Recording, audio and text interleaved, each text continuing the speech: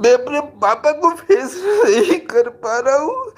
मैं मैं सबको फेस कर लेता हूँ पर नमस्कार दोस्तों, कैसे आप लोग। महेश पांडे की वीडियो कैसे वायरल की जा रही है पता है।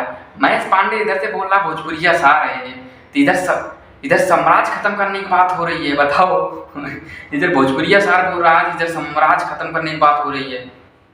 अगर साम्राज्य खत्म करने की बात हो रही है इधर से, चार स्टार में लड़ते तो देखा था, अब सारा फैंस में लड़ रहे हैं। बताओ, अरे लड़ने तो छोड़ो, मार की बात आ गई है। घर में घुस के, सॉरी घर में क्या, होटल में घुस के मार रहे, मान लो घर में घुस के मार रहे हैं। प्राइवेट वीडियो महेश पांडे की।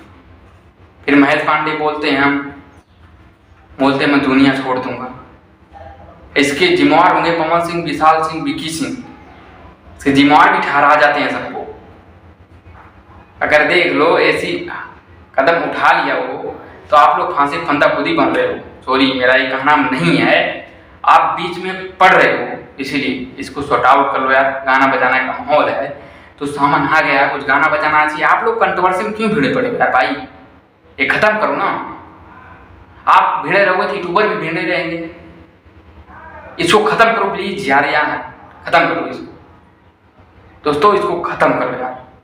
कंट्रोवर्सी क्रिएट खत्म करो पूरा।